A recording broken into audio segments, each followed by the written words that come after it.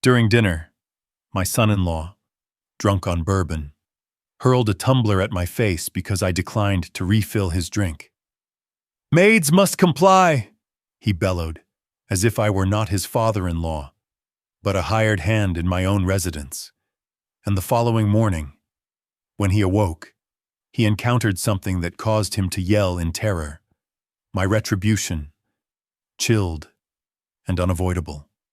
Before we proceed, kindly subscribe to the channel and note in the comments what time it is in your location right now. The bourbon bottle was almost depleted when Jason began ranting about hired help. I'd been observing him pour since he arrived home 45 minutes earlier. Each tumbler more generous than the previous one. His tie dangled loosely around his neck. Jacket tossed over the back of his chair. The dining area seemed tighter with his irritation expanding it. My supervisor wouldn't recognize a solid opportunity if it hit him square in the jaw, he muttered, words starting to slur at the margins. He clicked his fingers, the noise crisp in the silent space. 4 months of effort vanished just like that. Emily stretched across the table, her hand locating his forearm. Perhaps he'll rethink it tomorrow. Dear, you know how Mr. Thompson can be. I positioned myself at the head of my own table, the mahogany firm under my palms. I'd completed my meal 15 minutes ago. The twilight glow was diminishing through the windows, tinting the room in hues of gold and dusk. 9 months they'd been residing here. 9 months since Emily had phoned. Tone strained with shame, inquiring if they could remain, just for a short while. As Jason switched roles, short term had extended like gum. "Must be pleasant," Jason remarked, shifting his focus toward me. His gaze had that hazy look I'd come to identify. "Lounging here all day, no stress, no timelines, no superior hovering over your shoulder. Dad just wrapped up that courtroom drama you suggested," Emily interjected, injecting forced cheer into her voice, the one involving the attorney. "Weren't you eager to talk about it?" I maintained my hands clasped on the table. "I believe your spouse has an issue on his mind." Jason reclined back, and his chair groaned.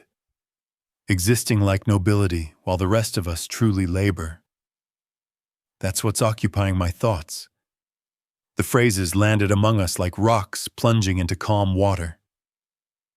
Emily's grip intensified on his arm, knuckles turning white. "I labored for 35 years incarcerating offenders," I stated. My tone emerged controlled, each term positioned with purpose. "This residence, I acquired it. Every chamber, every item of decor. Don't mix up my leisure with your bitterness." The family pictures on the walls observed us. Emily's wedding day. Her mother and me beside her before the chapel. Happier days when grins were simpler. Jason filled another drink for himself, the bourbon splashing against crystal. His actions had become slack, forceful. He consumed half in a single gulp. "Jason, please," Emily murmured. She rose, started collecting dishes with quivering hands.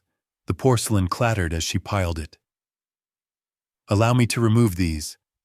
We can view that film you desired to watch." But Jason wasn't done. He bent forward, elbows on my table, tumbler swinging from his fingers. "You know what I believe you've overlooked what genuine work senses like." I stayed seated. Composure I'd mastered in 35 years of tribunals could be stronger than loudness.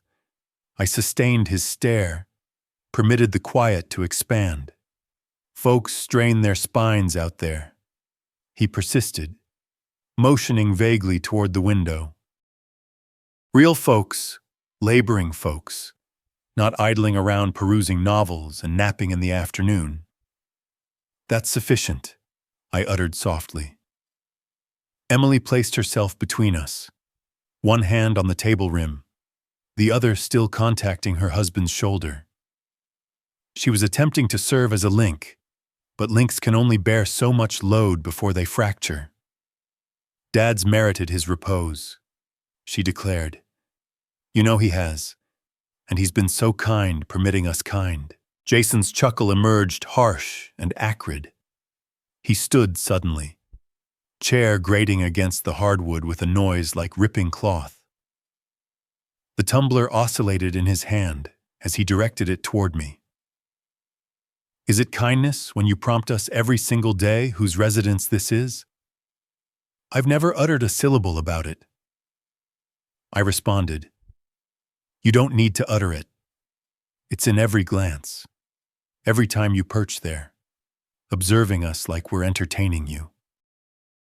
The bourbon bottle stayed on the buffet, 1 yard behind Jason's chair, near enough to grasp without strain. I'd positioned it there myself prior to dinner, ensuring it was reachable. Now it remained unused while my son-in-law extended his empty tumbler. Fetch me more bourbon, old-timer. His tone had transformed into something authoritative, privileged. The bottle's over there, and I'm settled right here. Emily's breath hitched. Jason, you can grab it yourself. It's directly behind you. I requested him to handle it. Jason's eyes remained fixed on mine. Or is serving below you as well? I rose gradually, intentionally. My chair didn't grate. I didn't hasten. When I attained my full stature, I aligned my shoulders and confronted his bleary glare with the same demeanor I'd employed on accused who believed bullying was a tactic. There are no maids in this residence, I declared. Each word emerged even, conclusive, and there's only one individual here who determines who performs what. That's me. You're a visitor. Jason, you might wish to recall that. The atmosphere in the room altered. Emily stiffened, her hand still outstretched toward her husband's arm, but no longer contacting him. The light fixture buzzed its electrical tune above. Through the doorway, I could view the front entrance, sturdy and shut. Jason's face reddened deeper. His fingers clenched around the tumbler until I thought it might break in his hold. He wobbled slightly, whether from liquor or fury. I couldn't discern. A visitor, he echoed, tone dropping to something perilous and subdued. I motioned calmly toward the buffet, one finger indicating the bottle he could effortlessly reach himself. You know where it is. Something altered in his countenance then. Something I identified from my years observing felons. Realized they'd been cornered. Desperation blended with wrath. Reasoning submerging in feeling. Emily advanced. Hands elevated between us like she could physically restrain whatever was accumulating. Please, both of you, let's just... But I could perceive it in Jason's eyes. The room had transformed. The evening had transformed. And in that instant, gazing at my son-in-law across my own dining table, I comprehended that 9 months of tolerance had purchased me nothing but this. An intoxicated man's disdain in my own residence.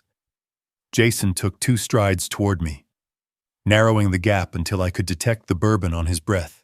The tumbler dangled at his chest height, ice clinking against crystal. His height superiority signified nothing to me. I'd confronted men far more threatening in tribunals.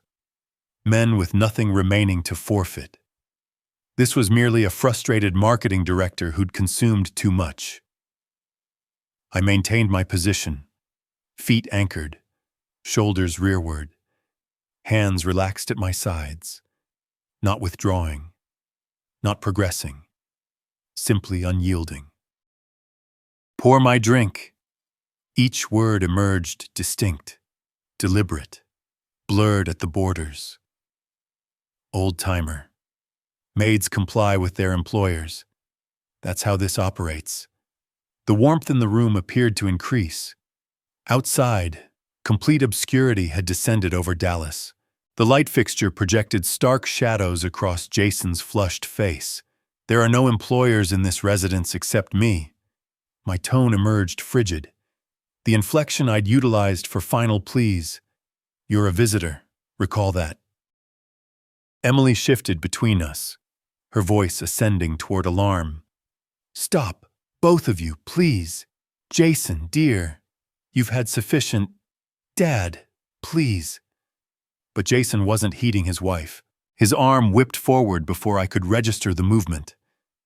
The tumbler departed his hand, spinning through the distance between us. Time seemed to elongate and contract. At once, I saw the crystal capturing light, saw the golden liquid trailing behind it like a meteor's tail, saw ice cubes parting in midair, then collision. The tumbler struck my forehead and jawline with enough power to tear skin. Agony burst vivid and acute across the right side of my face. The crystal fragmented, pieces rebounding off my shoulder and torso. Bourbon sprayed across my neck, chilly and biting where it encountered the wound. Ice struck the floor, dispersing across hardwood. I stumbled back a step, hand ascending instinctively to my forehead. When I withdrew my fingers, they returned crimson. Oh my. Emily's exclamation sliced through the buzzing in my ears. She spun toward her husband, hands rising to shove against his chest. Jason, what did you? He stood there, arms still outstretched, eyes broad like he'd astonished himself, his mouth opened. But nothing emerged. Get him out. My voice sounded remote, subdued. Warm blood traced a path down the side of my face, tickling my chin. Get him out of my view. Emily was weeping now, tears flowing as she thrust Jason backward toward the stairs. He faltered, his balance betraying him, and she employed his impetus to direct him away from me. I'm sorry, Dad. Her voice fractured on the words. She kept one hand on Jason's chest, the other extending back toward me in a futile motion. I'm so sorry. He didn't intend it. Please, let me get him upstairs. I'm sorry. Emily, I began, but she was already advancing, both hands on her husband now, maneuvering him toward the staircase. Just let me manage this, she said, not glancing at me. Please, just give me a moment. They vanished up the stairs, Jason's footsteps ponderous and irregular. Emily's voice, a frantic whisper I couldn't decipher. A door shut above me, then quiet. I stood solitary in the dining room, hand compressed to my bleeding forehead. The dinner plates still rested on the table, forsaken mid-removal. The bourbon bottle lingered on the buffet, observer to everything. Shattered crystals sparkled on the floor near my feet, seizing the light fixture's glow like dispersed gems. My legs felt unstable, not from the strike I'd endured worse in my time, but from the infringement of it in my own residence, at my own table, after 9 months of endurance, of holding my tongue, of creating room for them in my existence. This is what benevolence acquired me. I proceeded down the hall toward the lavatory, my footsteps the sole sound in the house. Blood dripped onto my collar, a dark blemish spreading across white material. The lavatory light hummed when I activated the switch, fluorescent and severe. The mirror displayed me everything. The laceration extended along my forehead, about 3 inches long, profound enough to bleed abundantly, but not necessitate sutures. Already, a contusion was developing around it. Purple diffusing beneath skin like watercolor on damp paper. My jawline had absorbed the main impact. Swelling had already commenced, altering the right side of my face, but it was my eyes that captured my notice. They appeared different than they had 60 minutes ago. Tougher, icier, The eyes of a prosecutor who'd just been provided all the proof he required. I contacted the laceration tenderly, sensed the borders where crystal had divided flesh. Pain ignited bright and instant, but I embraced it. Pain signified lucidity. Pain signified I wouldn't overlook this instant when dawn arrived, and doubts attempted to infiltrate. 9 months I granted them. 9 months of unlocking my home, dividing my area, enduring Jason's scarcely hidden bitterness and Emily's cautious mediation between us. I convinced myself it was transient. I convinced myself kin came foremost. I convinced myself that forbearance was fortitude. But they hadn't witnessed forbearance. They'd witnessed frailty. Jason had regarded my liberality and confused it for capitulation. He'd regarded my quiet and heard authorization. He'd regarded my age and seen someone to control, to disregard, to order like employed assistants. He'd overlooked something vital. I'd spent 35 years mastering how the law functioned, how proof assembled, how cases constructed, how equity discovered its path to those who believed they were invulnerable. In the mirror, my image gazed back with blood streaming down the forehead and something fresh solidifying in the eyes. Not fury. Fury was rash, careless, the instrument of men like Jason. This was something frostier, more calculated. This was resolve. I activated the faucet, permitted cold water to flow over my hands, leaned down, splashed my face cautiously around the injury. The water turned pink in the sink, swirling down the drain. Outside, a vehicle passed on the street, headlights momentarily brightening the lavatory window. Upstairs, I heard nothing. Emily had selected her husband, drawn him away before I could summon the authorities. She'd expressed regret to me while safeguarding the man who'd just perpetrated assault. In that moment of crisis, she'd made her selection evident. Fine. Let her rest beside him tonight. Let her remain awake, pondering what follows next. Let her attempt to persuade herself that bourbon and job tension justified violence. Let her recollect the expression on her father's face when her husband's tumbler connected with his forehead. I dried my hands on the towel, examined my image one more time. The prosecutor in me was already inventorying unprovoked assault, tangible proof, observer present, clear intensification pattern. Jason had thought he was establishing supremacy. What he'd actually accomplished was deliver me a weapon. Sleep wouldn't arrive tonight. I had strategizing to do. Telephone calls to initiate when morning came. Records to compile. Resolutions to conclude. Jason had made his choice when he hurled that tumbler. Now I would make mine. And ultimately, he'd discover what every offender eventually learns, that forbearance isn't frailty, and quiet isn't agreement. And some men devote their whole lives mastering how equity operates, then employ it like a blade when essential. This was an error he would never erase. I didn't slumber that night. Couldn't. The pulsation in my forehead maintained rhythm with my thoughts. Each beat a reminder of what had transpired at my own table. Around 4 a.m, I sat in my office chair and observed the hours drag past. The house produced its customary settling noises, creaks and murmurs I'd learned over 35 years of possession. Upstairs, silence. Emily and Jason behind their closed door, sleeping or feigning sleep. I wondered if she lay awake too, gazing at the ceiling, trying to reconcile what her husband had done. When dawn finally broke around 7, light slipping through the blinds in shades of rose and amber, I stood and walked to the lavatory. The mirror showed me what I needed. Evidence. The bruising had expanded overnight. Purple dominated my right forehead, bleeding into yellow at the edges. The cut from the tumbler ran 3 inches along my hairline, crusted over, but clearly apparent. My jawline had swollen, distorting the symmetry of my face.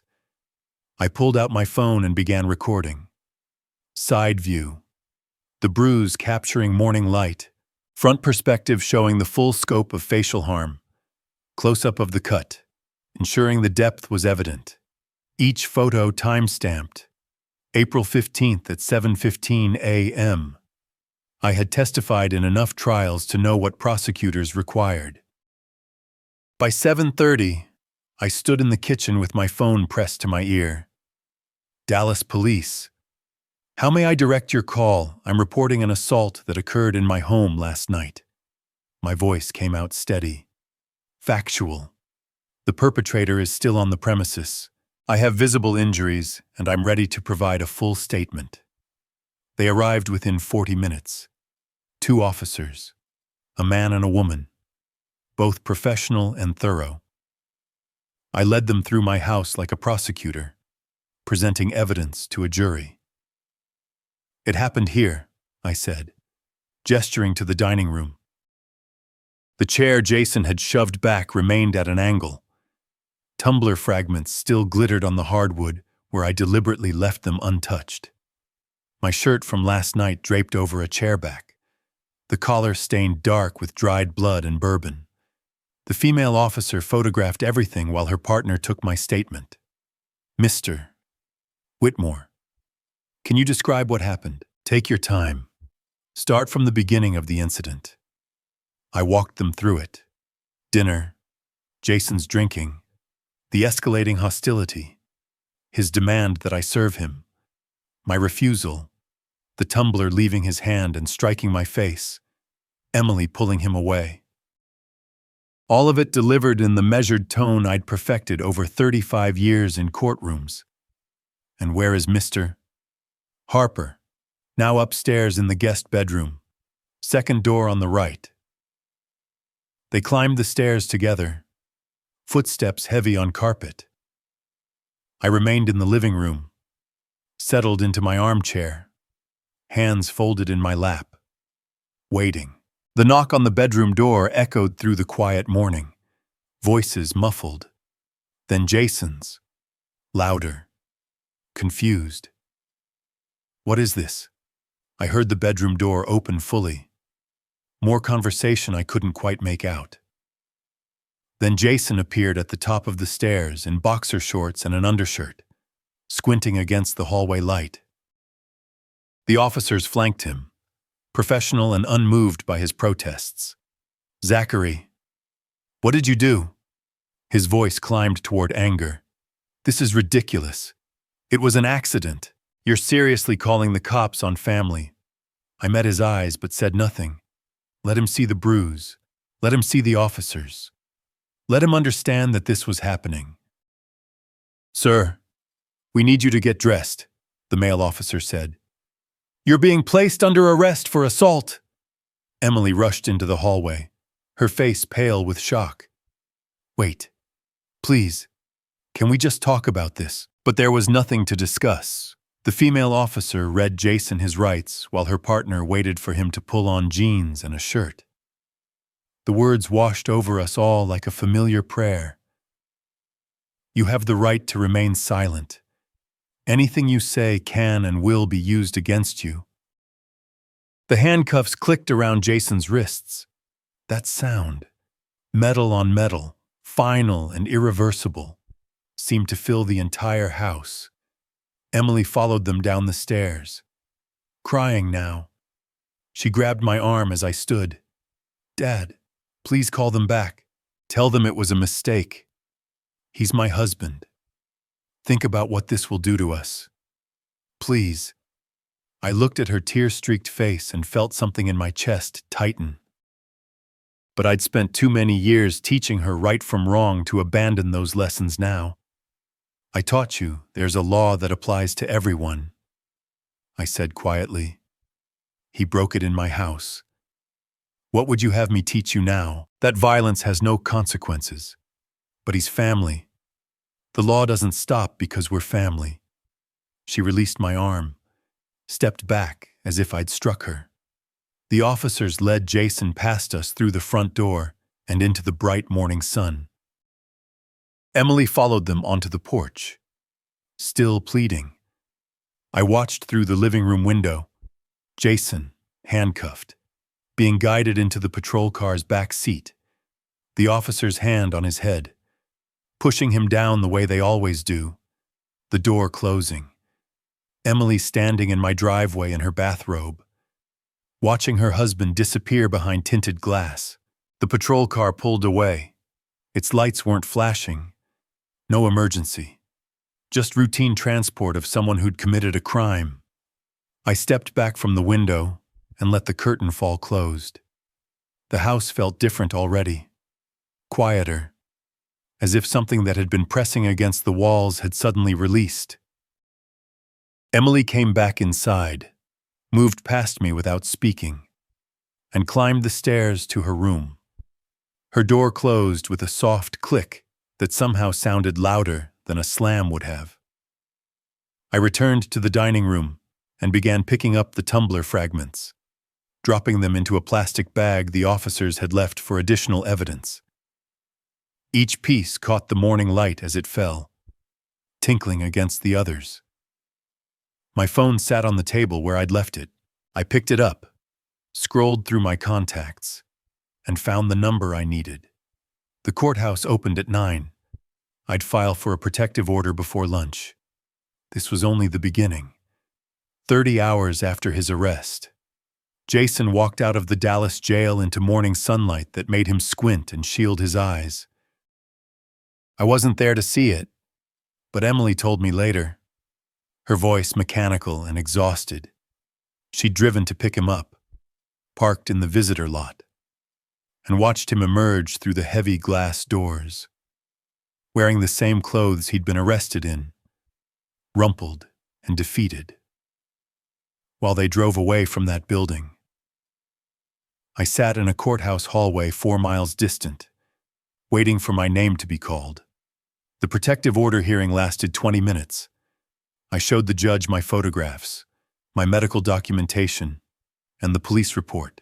The judge, a woman in her 50s who'd seen 1,000 cases like mine, barely hesitated before signing the temporary order. 150 yards minimum distance from the petitioner and his residence, she said, pen scratching across paper. Valid immediately. Enforceable by law. Full hearing in 4 weeks. I thanked her and left with the stamped documents in my hand. Official, legal, irreversible. What I didn't know until later was that a court clerk had been dispatched to serve Jason the moment he left jail. Standard procedure for emergency protective orders. They find you fast. Emily's car was still in the parking lot. Jason in the passenger seat scrolling through her phone with shaking hands when the clerk approached the window. Jason Harper. He looked up confused. That's me. I need to serve you with a protective order. The papers went through the window. Jason unfolded them, read the header, then the restrictions listed in bold type. His face went white. Emily said, actually lost color like someone had opened a drain. You're required to maintain a distance of 150 yards from Zachary Whitmore and his residence. Do you understand? This is my house. His voice broke on the words. My home. He can't kick me out of my own home. But it wasn't his home. It was mine. It had always been mine. And now the law agreed. They spent that afternoon hunting for apartments. Emily drove while Jason scrolled listings on her phone, his rage gradually giving way to something worse, panic. The cheapest places they found were $1,500 a month for studios in neighborhoods they'd never have considered before. They settled on a unit in a complex off Mockingbird Lane, ground floor with thin walls and a parking lot that smelled like hot asphalt. The leasing agent, a tired woman with processed hair, sensed their desperation immediately. Employment verification will take 4 days, she said, looking at Jason's application. I'm employed, he said quickly. Sales position. Your credit score is showing some issues. Emily spoke up. Then I'll co-sign. I have good credit. The woman's eyes flicked between them. Assessing. Both of you will be liable for the full amount if there are any problems. We understand. They signed the lease that afternoon. I know because Emily texted me that evening asking when they could collect his belongings. I responded with business-like efficiency. Friday between 3 and 5 p.m. I will not be present. Take only what belongs to him. The house locks change. Saturday. Friday came. I left my house at 2:45 p.m., drove to a Starbucks 4 miles away, and sat with my laptop and coffee while strangers occupied my home. It took enormous control not to return early to check if they were taking anything beyond what was theirs.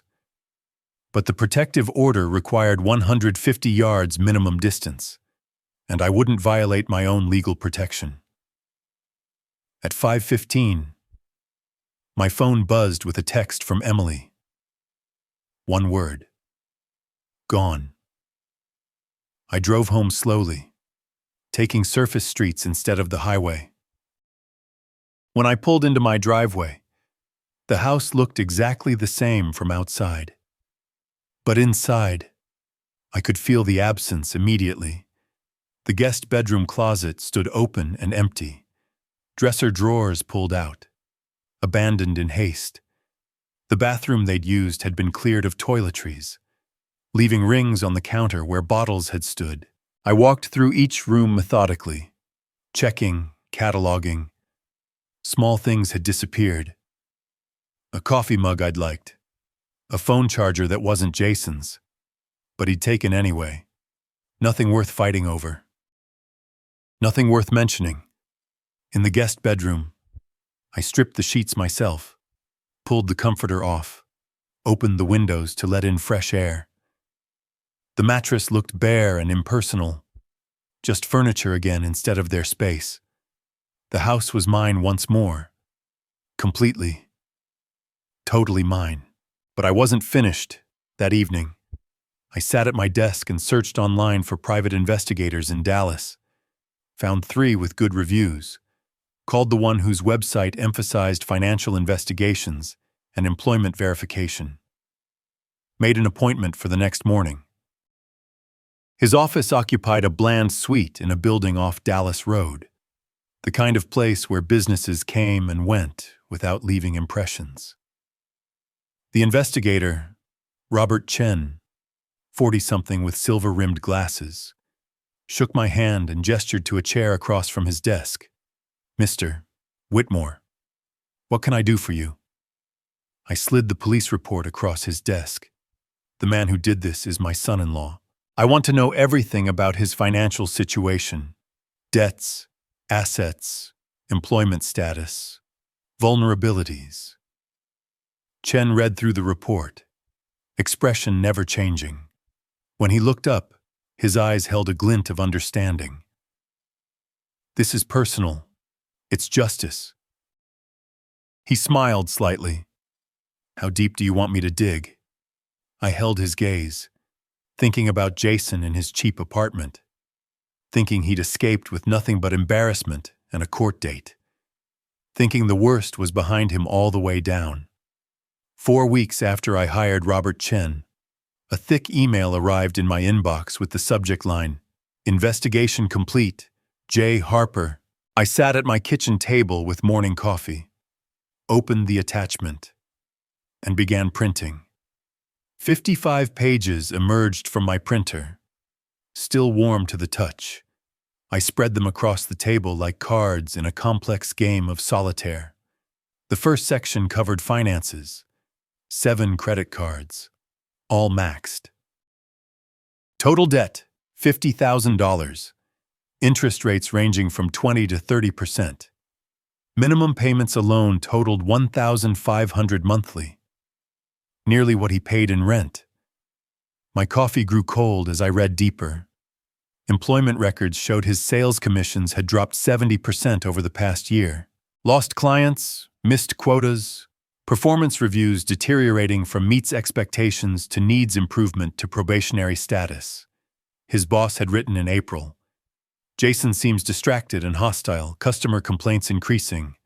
I turned to page 25 and stopped breathing. Bank statements from Emily's retirement account. 3 withdrawals over 3 months. $8,000 in February, $6,000 in March, $4,000 in April. $18,000 total taken while they lived under my roof, rent-free eating meals I'd paid for. I traced my finger down the dates. February, when he'd complained about holiday expenses.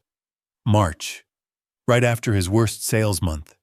April, 2 weeks before he threw the tumbler. He'd been draining her future while smiling at my dinner table. But the final section made everything else pale by comparison. Chen had interviewed 3 of Jason's co-workers. Their statements, typed and notarized, contained direct quotes. I read them twice to make certain I understood. Jason said the old man wouldn't last much longer. Said he was inheriting a $900,000 house soon. Talked about it like it was guaranteed. Another co-worker. He called it an investment strategy. Move in. Wait it out. Inherit. Those were his actual words. The third statement was shortest but sharpest. Jason joked that retirement homes were expensive. Said his father-in-law wouldn't waste money on one when he had free care at home. We all knew he meant himself and his wife. I set the papers down carefully, as if they might combust. He hadn't moved into my home because Emily asked. He'd moved in because he saw me as an asset to acquire. Not a father-in-law. Not family. A real estate investment with an expiration date. The phone rang. Chen's number. Mr. Whitmore. I've sent everything I found. The financial picture is worse than typical. Credit cards maxed, declining income, and he's been accessing your daughter's retirement funds without proper disclosure. The witness statements speak for themselves. They do indeed, I said quietly. Is there anything else you need? This is comprehensive. Thank you. I hung up and sat alone with the evidence scattered before me. Morning sun slanted through the kitchen windows, illuminating columns of numbers that told a story of systematic failure, financial incompetence, theft, mercenary calculation disguised as family loyalty. By noon, I'd called the notary service recommended by my bar association and scheduled an appointment for the following morning. By 3, I drafted a new will, drawing on 35 years of legal experience to construct something elegant and binding. The next morning, I sat across a desk from a notary named Patricia Reeves, a woman in her 60s with silver hair and reading glasses on a chain. She reviewed my handwritten draft carefully. Mr. Whitmore, this conditional clause is unusual. Your daughter inherits only if divorced. You understand this might cause family conflict. I understand completely. That's the point. She chooses him. She chooses poverty. She chooses herself. She has security. Her decision. Patricia studied my face for a long moment, then nodded. You're well within your rights. Let me type this properly for signature. It took 100 minutes to formalize everything. The conditional inheritance. Emily received the house, retirement accounts, and remaining assets only if legally divorced from Jason Harper before my death. Otherwise, the entire estate went to the Texas Council on Family Violence. Patricia witnessed my signature, sealed the document with her notary stamp, and placed it in a fireproof envelope. This is now legally binding. Would you like copies? 3, please. And I need one more service.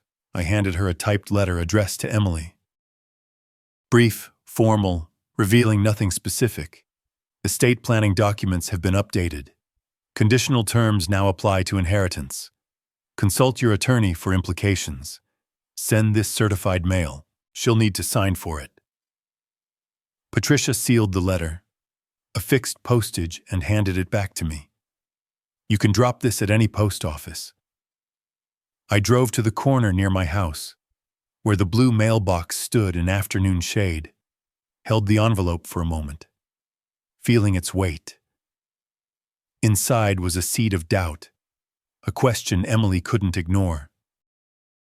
What had her father done, and why she'd received this in 4 days, 2 days before Jason's court hearing? The timing was deliberate. I wanted her questioning everything when Jason stood before a judge.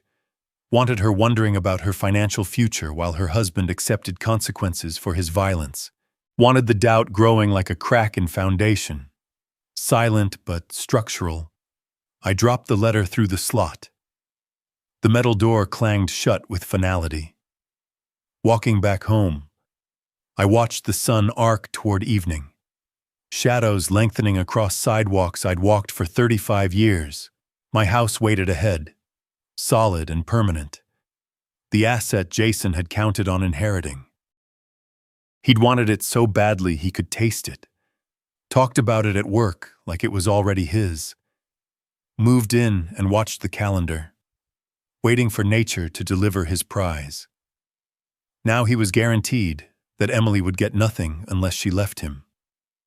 He'd stolen from her retirement, planning to make it up with my estate. But the estate had conditions now. Divorce him and inherit security. Stay with him and inherit nothing. Fair trade. I thought he wanted to inherit my house. Now he's guaranteed she'll never see a penny of it while they're married. Let's see how he explains stealing from her retirement when that certified letter arrives. The Dallas County Superior Court building rose 14 stories in downtown Dallas, glass and concrete reflecting morning sun. I arrived at 10, dressed in my courtroom suit, navy blue, pressed sharp, showing respect for the proceedings I had initiated. The gallery held maybe 25 people scattered across wooden benches. I chose third row center, perfect sight line to the defense table where Jason would sit. Perfect angle to watch him squirm. At 10:15, the courtroom door opened and Jason entered with his public defender and Emily. He wore a suit that didn't fit. Shoulders too wide, sleeves too long, borrowed from someone larger. His tie sat crooked against his collar. He saw me immediately. Our eyes met across the formal space. His face flushed dark, jaw clenching. Emily touched his arm, whispered something, guided him to the defense table. He sat but kept glancing backward, unable to help himself. I remained motionless, silent, just existing. The prosecutor arrived, a young woman with a leather briefcase who conferred briefly with the public defender. Papers exchanged hands, the plea agreement already negotiated. Ready for judicial approval, all rise. The judge entered, a man in his 50s graying at the temples, face neutral and efficient. Everyone stood. Jason's movement was sluggish, reluctant, like standing physically pained him. I stood smoothly, old courtroom habits automatic. We sat. The judge reviewed his docket. The State of Texas versus Jason Harper, case number CR 2025-Z0472. Counsel. My understanding is we have a negotiated plea. The prosecutor stood. Yes, Your Honor. The state offers the following. Defendant pleads guilty to simple assault. Receives 24-month supervised probation. Fine of $3,000 payable within 90 days. Completion of certified anger management program consisting of 30 weekly sessions. And 60 hours community service to be completed within 8 months. The judge turned to Jason. Mr. Harper, do you understand the charges against you? Yes.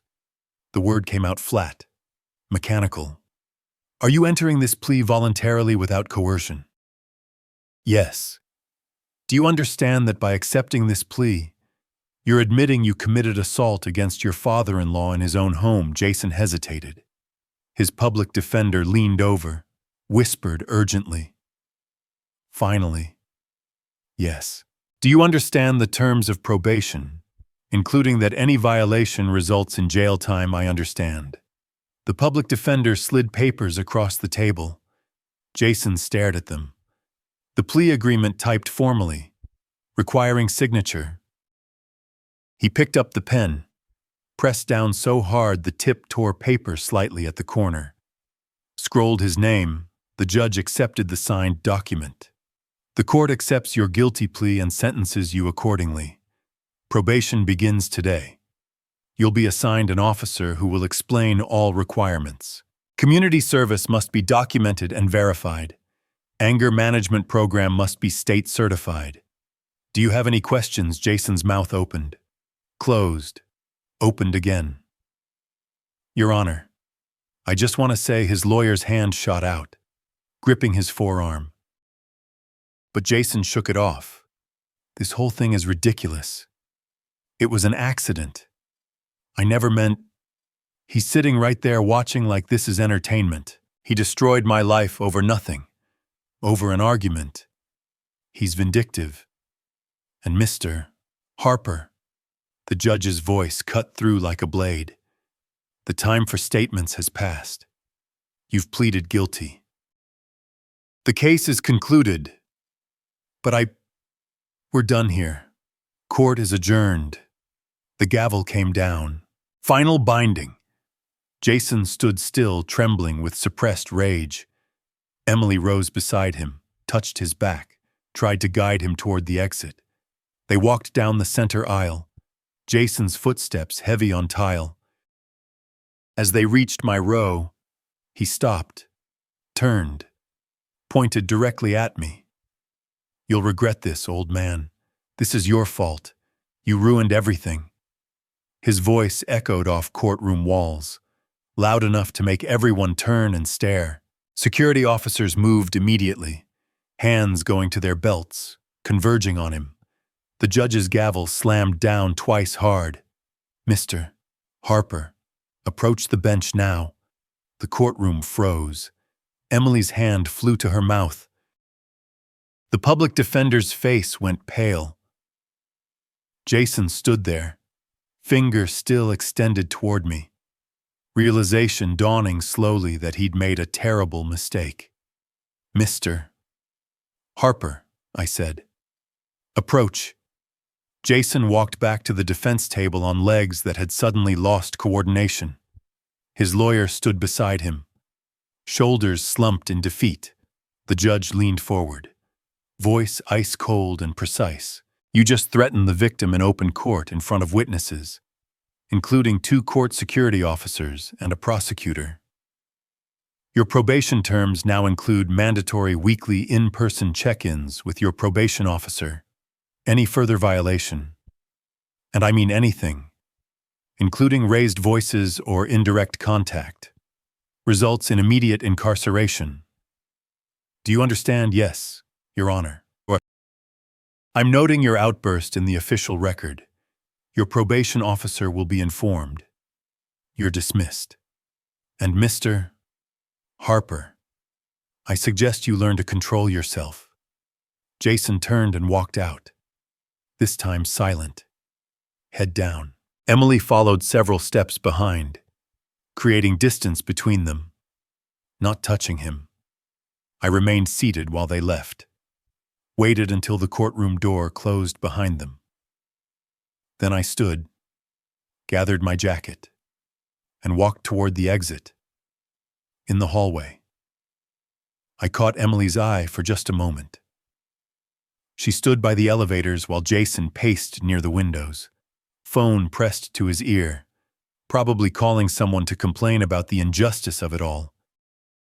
Her expression held something I hadn't seen before. Confusion, doubt. Maybe the first hint of understanding that the man she'd married wasn't who she'd believed him to be. The elevator arrived. They stepped inside. The doors closed. I took the stairs instead, descending 14 flights slowly, giving them time to leave the building before I reached ground level. Outside, Dallas heat hit like a wall. I walked to my car, started the engine, let the air conditioning run while I sat in the parking garage. Jason had probation for 24 months, weekly check-ins, anger management sessions he'd have to pay for, community service hours, fines due within 90 days, and enhanced supervision because he couldn't keep his mouth shut even when it was clearly in his own interest. The probation terms gave him dozens of ways to fail, dozens of appointments to miss, payments to skip, requirements to ignore. All I had to do was wait and let his character do the work for me. He couldn't help himself. Give him rope and he'd hang himself every single time. 7 weeks after the courthouse, my phone rang while I sat at an outdoor coffee shop on Dallas Road, enjoying an iced latte in the midday sun. Emily's name appeared on the screen. I let it ring 3 more times before answering, taking a slow sip of coffee first. "Dad, it's me." Her voice carried a tremor I recognized from when she was young and had done something she regretted but couldn't undo. "Hello, Emily. Things are really hard right now. Jason lost his job. Background check came back with the conviction they let him go. We're trying to make it work." But she paused, gathering courage. "I was hoping maybe you could help us just temporarily until he finds something new." I set my cup down carefully on the small metal table around me. Other patrons talked quietly. Traffic hummed past on the street. Normal life continuing while my daughter called to ask for money she desperately needed. "I will help you," I said. Each word came out measured. "Clear, 1 condition. File for divorce and move back home. That's what I'm offering. Not money, not loans. A home for my daughter. Alone." Silence stretched between us. I could hear her breathing, rapid and shallow. "You want me to leave my husband when he's struggling? What kind of father makes that demand?" Her voice climbed toward anger. "I can't believe you—" Then she stopped. I heard the moment realization hit, could almost see her face changing as understanding dawned. "You planned this, didn't you? You knew he'd lose his job. You knew we'd be desperate. This whole thing." I pressed charges after he assaulted me in my own home. Everything that followed came from his choices, not mine. "But you won't help us. I'll help you. Not him. There's a difference." She hung up without saying anything else. The call ended with a soft click that felt louder than shouting would have. I picked up my latte and finished it slowly, watching cars pass and people walk by with shopping bags and purpose. The Texas summer heat pressed down from a cloudless sky, but in the shade of the coffee shop awning, the temperature stayed tolerable. My phone remained silent on the table. No call back, no text, just silence. That was fine. I'd said what needed saying. The offer stood whether she accepted it today or in 8 months. The timeline was hers to control. What I didn't know until later was what had happened that morning at Jason's office. He'd been called to HR at 11. Routine meeting. They'd said he'd walked in expecting some policy update or benefits enrollment reminder. Instead, the HR manager, a woman named Patricia with gray-streaked hair and professional sympathy, slid a folder across her desk. "Jason, our annual compliance review flagged your record. Company policy is clear. Employees with assault convictions cannot maintain client-facing positions. We're terminating your employment effective immediately. You'll receive 3 weeks severance." He'd stared at the paperwork, reading the same sentences multiple times without processing them. Background check, criminal record, assault conviction, policy violation, termination. I can transfer to a different role. Internal operations. Something without client contact. There are no open positions that fit those parameters. I'm sorry. She wasn't sorry. Not really. She was executing corporate policy, protecting the company from liability. He could see it in the way she kept her hands folded on the desk, her expression neutral and final. He signed the termination papers because refusing wouldn't change anything. Walked to his desk, loaded personal items into a cardboard box, framed sales awards from better years, a coffee mug Emily had given him, pens and notepads that suddenly felt like artifacts from someone else's career. The parking lot stretched hot and empty under noon sun. He sat in his car for 15 minutes, staring at the steering wheel before starting the engine. That evening, in their apartment that smelled like old carpet and the neighbors cooking, he told Emily what had happened. Your father did this. His criminal charges destroyed my career. Background checks will kill every application now. Everything we're going through, the money, the stress, all of it is his fault. She'd tried to budget on paper, writing numbers in neat columns. Rent $1,500. Probation fees $50 weekly. Anger management $85 weekly. Utilities, groceries, insurance. Her income covered maybe half their expenses. The gap yawned wider every day. 3 days later, she'd swallowed her pride and called me. Made her veiled request for help. Received my conditional offer in return. Now she stood in their apartment kitchen, phone in hand, staring at bills spread across the counter like accusations. Jason emerged from the bedroom. What did he say?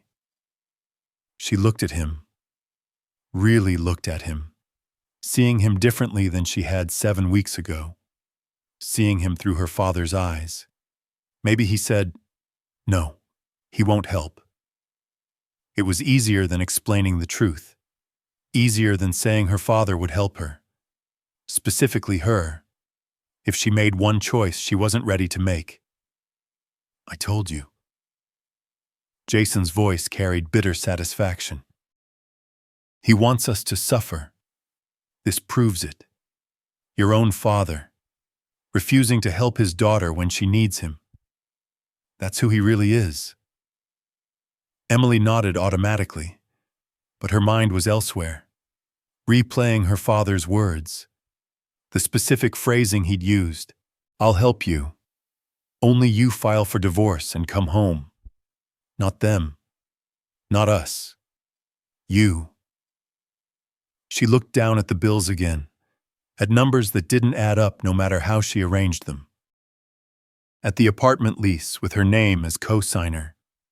At the marriage that had cost her home, security, and her father's trust. File for divorce. Come home. That's what he said. Her hands trembled slightly as she gathered the bills into a pile, straightening edges that didn't need straightening. But I can't. Can I? 7 weeks passed without contact. August heat settled over Dallas like a weight. Temperatures climbing past 115 most afternoons. I stayed in my house, air conditioning humming reliably, reading on the back patio during early mornings when the temperature was merely brutal instead of unbearable. I didn't call Emily, didn't text. The silence between us felt deliberate on both sides, each of us waiting for something neither could name. What I didn't see was how their apartment had become a pressure cooker. Jason, unemployed and unemployable, sent applications into voids that never responded. When interviews came, 4 and 7 weeks, they ended the same way. Background check, conviction. Thank you for your interest. Emily worked remotely, 60-hour weeks trying to cover expenses that kept multiplying. Rent went unpaid. First 1 week, then 2. The landlord left a notice on their door, formal and final. Pay within 6 days or face eviction. Late one afternoon, Emily sat at the small desk in their apartment's corner. Laptop open to work email. She wasn't reading. She needed tax documents. Something about an amendment her accountant required. The filing cabinet stood against the wall. Metal and beige, filled with papers Jason had organized when they moved in. She pulled open the bottom drawer, searching for last year's W-2S. Instead, she found a manila folder labeled Fidelity Retirement. Her hand hesitated before pulling it out. These were her accounts. She had online access. She didn't need paper statements anymore. But the folder felt thick, too thick for statements she'd already seen digitally. She opened it. The first statement showed a balance of $32,000, dated January, that matched what she remembered. The second statement, dated February, showed a withdrawal, $8,000, balance $24,000. Her fingers went cold. March statement, another withdrawal, $6,000, balance $18,000. April statement, $4,000 gone, balance $14,000, $18,000 taken across 3 months. Transactions she'd never authorized. Money disappearing from her retirement while they lived rent-free in her father's house. She stood up so fast her chair rolled backward and hit the wall. Jason. He looked up from the couch where he'd been scrolling through job listings or pretending to... What? She walked into the living room holding the statements, hands shaking with something beyond anger. Rage felt too hot, too explosive for what was building in her chest. This was colder, sharper. $18,000. She threw the papers onto the coffee table in front of him from my retirement account. 3 withdrawals. I never signed for these. Explain right now. Jason's face shifted through expressions too quickly. Surprise, guilt, defensiveness before settling on righteous justification. We needed it. The bills, the apartment deposit, my legal fees. He stood talking faster, words tumbling over each other. It's community property. Technically, I didn't need permission. Every married couple shares finances. Your father cut us off. What was I supposed to do? You took this while we lived in his house. Her voice came out flat, stripped of emotion. Rent-free before any of this happened. You were stealing from me when we had no expenses. What were you really spending it on? It wasn't stealing, Emily. It was our money. I made financial decisions for our household. Decisions I didn't know about. Money you hid from me. She picked up the statements, held them against her chest like evidence that needed protecting. When did you plan to tell me? When the account hit 0, I was going to replace it. Once the sales commissions came through. What commissions? You haven't made a sale in months. You haven't had a job in 7 weeks. You're not replacing anything. The argument spiraled from there, voices rising until neighbors probably heard through the thin walls. Eventually, Jason stormed into the bedroom and slammed the door. Emily stood alone in the living room, still holding the statements. Breathing hard, she walked to the bathroom, locked herself in, sat on the closed toilet lid, opened her phone, and logged into her retirement account, confirming what the statement showed. $14,000 remained where $32,000 should be. Then she opened her browser and searched his name with the keyword debt. Found it in the credit monitoring app they'd set up when they got married. Joint account access. She'd never looked at his credit report before. Trusted him.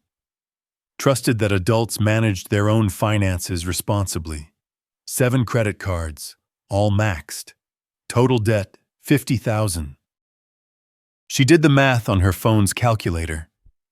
$18,000 stolen plus $50,000 in debt equaled $68,000 in damage. a hole so deep she couldn't see the bottom, and he'd blamed her father for everything. She remembered the phone call 7 weeks ago, her father's voice measured and calm, offering help with one condition: file for divorce and come home. He'd known. Somehow her father had known about the retirement withdrawals, about the debt, about all of it. That's why he'd made the offer. Not to punish her, to protect her. She opened a new browser tab with trembling fingers. Typed, "Divorce lawyer, Dallas, Texas." That night, she slept on the couch. The next morning, while Jason still slept, she sent a text to her father. "Can we meet just us? I need to understand something." His response came within minutes. Name the place. They met at a coffee shop on Camelback Road. Neutral territory neither of them frequented. Zachary arrived first, wearing casual clothes, polo shirt, khaki pants, looking relaxed and patient. She arrived 15 minutes late, having circled the block 3 times before working up the courage to park. He'd already ordered her a latte. Remembered how she took it. The small gesture nearly broke her composure. They sat across from each other at a corner table. Emily stirred her coffee repeatedly without drinking, watching the foam swirl and dissipate. "Why did you do this?" She finally looked up at him. "Press charges. Refused to help us make that divorce demand." Her father's expression remained calm, open. No anger, no judgment, just patience. "I didn't do this to you," he said quietly. "He assaulted me. I documented it and let the legal system function as designed. I won't give money to a man who steals from my daughter and blames everyone but himself for his choices." She stared at her coffee again. Processing. "You knew about the retirement money. That's why you made that offer. Divorce and come home. You were trying to save me from him. I was trying to help you see clearly. Sometimes people need to discover truth themselves. How did you know about the money?" He met her eyes steadily. "Does it matter how? What matters is that it's true. What matters is what you do now." She nodded slowly, still stirring coffee she wouldn't drink. Outside, August heat shimmered off the parking lot asphalt. Inside, air conditioning hummed steadily, keeping everything cool and controlled. "If I came home," she spoke carefully, testing the words. "What would that look like? Your room is exactly as you left it. The locks are different. He can't follow you there. The protective order, still active, still enforceable." She sat quietly, thinking about the apartment with its thin walls and overdue rent, about Jason's anger that grew sharper each day, about 18,000 stolen and 50,000 in debt, about a marriage that had cost her everything and given her nothing but stress. "I need to think about this," she finally said. "Take your time." Her father stood, left cash on the table for both coffees. "The offer stands when you're ready." He walked out first, leaving her alone with her untouched latte and thoughts she couldn't quite organize into decisions yet. But something had shifted. Some weight had moved from one side of the scale to the other. The question wasn't whether she'd leave anymore. It was when, 12 days after our coffee shop conversation, my phone rang while I sat on the back patio reading. "Dad, I'm coming home today. Can I come today?" Emily's voice carried something I hadn't heard in months. Certainty. "Of course. Whenever you're ready." "I'm ready now." She'd waited until Jason left for his probation check-in that morning. The moment his car pulled away from the apartment, she'd called her divorce attorney and driven straight to the office in downtown Dallas. The attorney, A sharp woman named Patricia Chen, who specialized in difficult separations, had the petition ready. Emily read through it once, signed 3 separate pages without hesitation. Irreconcilable differences, unauthorized use of marital funds, property division requested.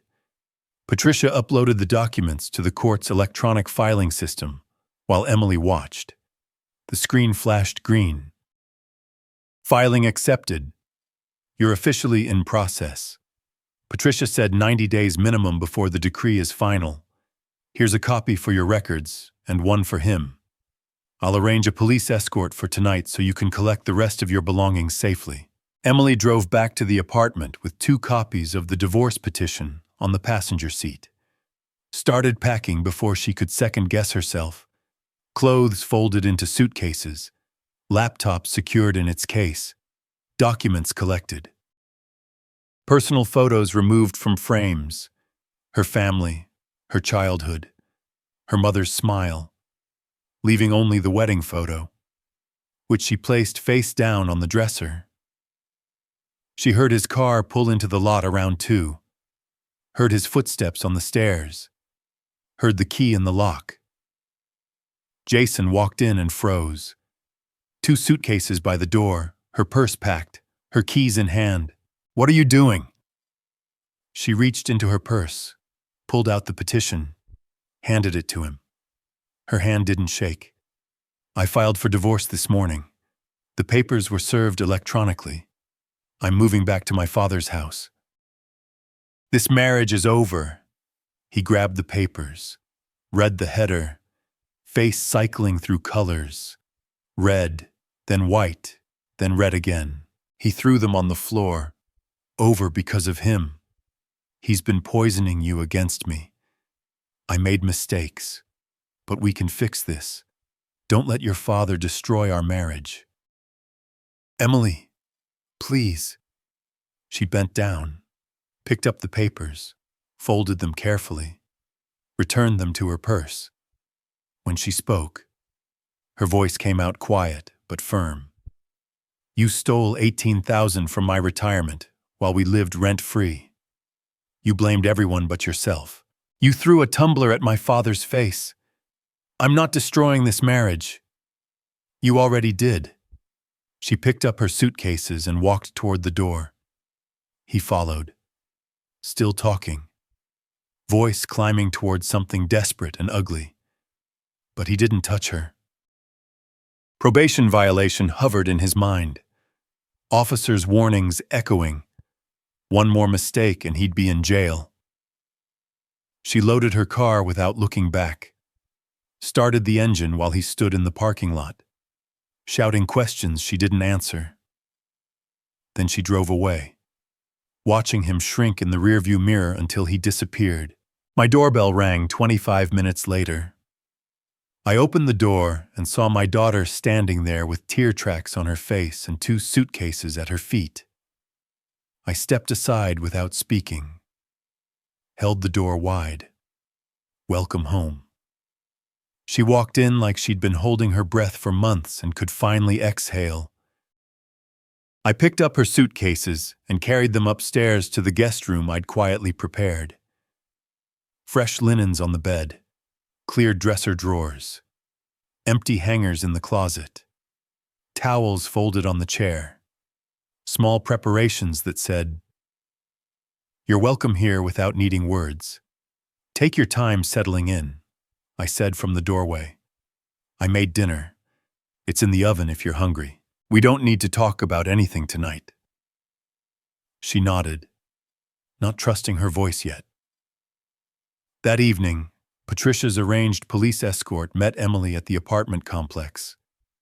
2 officers, a man and woman, both professional and patient, who'd done this before and knew the drill. "Ma'am, take whatever belongs to you."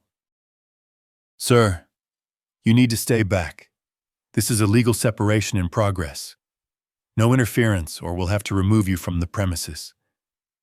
Jason stood in the bedroom doorway while Emily packed boxes with the rest of her clothes, her books, kitchen items she'd bought. The officers maintained position between them, not hostile, but absolutely clear about boundaries. She worked quickly, efficiently, checking drawers and closets one final time, found the photograph of her mother she'd been looking for, wrapped it carefully in a sweater, left the wedding album on the closet shelf. 25 minutes, 4 boxes, and it was done. The officers carried 2 boxes to her car while she carried the others. Jason watched from the apartment window, face pressed against glass like a child watching something he couldn't have. She thanked the officers, got in her car, and drove away from that cheap apartment. With its thin walls and overdue rent for the last time. When she arrived back at my house, the bedroom light was on, door open, waiting. She carried in the final boxes and set them in the corner of her room. Not the guest room anymore. Her room. We stood there in comfortable silence, looking at the space that would be hers again. The walls needed fresh paint. The furniture was dated, but it was safe and it was home. We should repaint this room, she said quietly. Fresh start. I looked at her, really looked at her, and saw someone different from the woman who'd left 9 months ago defending a man who didn't deserve her loyalty. Saw someone stronger, clearer, ready to build something new. What color? She smiled. First genuine smile I'd seen from her in months. Something bright, she said. Something that looks like hope. 4 weeks later, on a late September morning that promised another scorching afternoon, I sat on my back patio with coffee and the newspaper. The guest room upstairs was no longer a guest room. Soft blue walls, new curtains, furniture we'd assembled together, family photos on the walls, Emily as a child, her mother and me on our wedding day, graduations and holidays from better times. No wedding photos. Those belonged to a chapter we'd closed. I heard the mail slot clank around 11. Walked inside, gathered the stack of envelopes. 2 caught my attention immediately. A large manila envelope from Dallas County Superior Court, addressed to Emily, and a business envelope for me from the county clerk's office. I climbed the stairs to her room, knocked gently. She looked up from her laptop. Work paused mid-sentence. The decree arrived. Her face shifted through several expressions before settling on something like relief mixed with resolve. She saved her work, stood, followed me down to the kitchen. We sat at the table together. She slid her finger under the envelope flap, pulled out the multi-page document, and began reading the summary page aloud. Dissolution of marriage granted. Effective immediately. Property divided as stipulated. Petitioner awarded retirement account balance minus previous withdrawals. Respondent retains all personal debt obligations. All marital obligations terminated effective today, September 30th, 2025. She read it twice, then folded it carefully and set it on the table, pressing her hand flat against it like she could make it more real through touch. It's done. I nodded, picked up my envelope, slid it open with a letter opener. Single page, official letterhead. Notification of case closure. State of Texas versus Jason Harper. All terms of plea agreement satisfied. Probation completed. Community service verified. Anger management program certificate received. Victim notification complete. Case file archived. I read it once, then walked to my office and placed the letter in a desk drawer on top of the police report, the protective order, the PI report. Closed the drawer firmly. The afternoon passed quietly. Emily worked upstairs. I read in the living room. We moved through the house like people who'd learned to share space comfortably, neither crowding nor avoiding. Around 7, when the heat had broken slightly, We carried coffee cups to the back patio. I'd bought a second chair after she moved in, matching style to mine. Subtle acknowledgement that her presence here was permanent. We sat watching light change across the desert landscape, neither speaking for several minutes. The silence between us felt earned, comfortable. "Dad, I'm sorry I didn't believe you at first." Her voice came out soft but clear. "Sorry I chose him over you for so long. Sorry I had to learn the hard way." I took a sip of coffee, let the words settle before responding. "You believed when you were ready. Nobody can be convinced of truth they're not prepared to see. You got there. That's what matters. We're here now." She nodded, staring at the horizon where mountains met darkening sky. "Is it wrong that I feel relieved? Not angry, not vindictive, just free. That's exactly right. Freedom is the point. The rest was just removing obstacles to get here." Another stretch of silence. A bird called somewhere in the mesquite tree. Car passed on the distant street. She reached over, patted my hand briefly. Simple gesture of gratitude and connection. I nodded acknowledgement. We stayed there as the sky darkened through shades of orange and purple into deep blue. Stars began appearing one by one, first bright and certain, then more and smaller until the sky filled with light. I thought about the past 7 months, the tumbler shattering against my forehead, the blood on my collar, the choice I'd made to document everything, to press charges, to let the legal system function exactly as designed. I hadn't destroyed Jason. I'd simply refused to enable him, refused to fund his failures, refused to pretend assault was acceptable because it happened within a family. The consequences that followed: arrest, conviction, job loss, divorce. Those came from his own actions, not my revenge. Emily was healing therapy 3 times a week, working steadily, sleeping through the night again. Some mornings I heard her humming while making coffee, and the sound filled the house with something that had been missing. The protective order was still technically active, though Jason had left Texas 4 days after the divorce filing. His brother in Colorado had taken him in, starting over at 38 with nothing but debt and a criminal record. I didn't wish him harm. I simply didn't think about him at all. My house was quiet again, peaceful, mine. But this time with my daughter here, safe, building her own future instead of financing someone else's failures. The stars overhead multiplied in the darkness. Desert night air cooled against my skin. "We should go in," Emily said eventually. "Early morning tomorrow." I stood, offered my hand to help her up.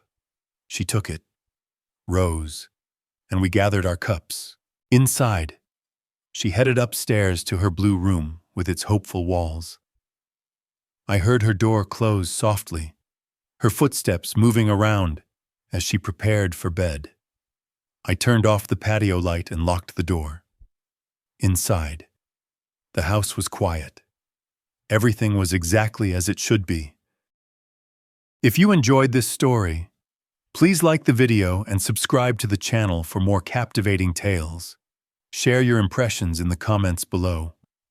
What did you think of Zachary's calculated revenge? Did it surprise you? Drop your thoughts and let's discuss. Feel free to ask questions about the characters or plot twists. Your input sparks great conversations. Engaging with the channel helps us grow together. For the next thrilling story, click the box on the left. Thank you for watching and joining the journey. We appreciate your support. Stay tuned for more.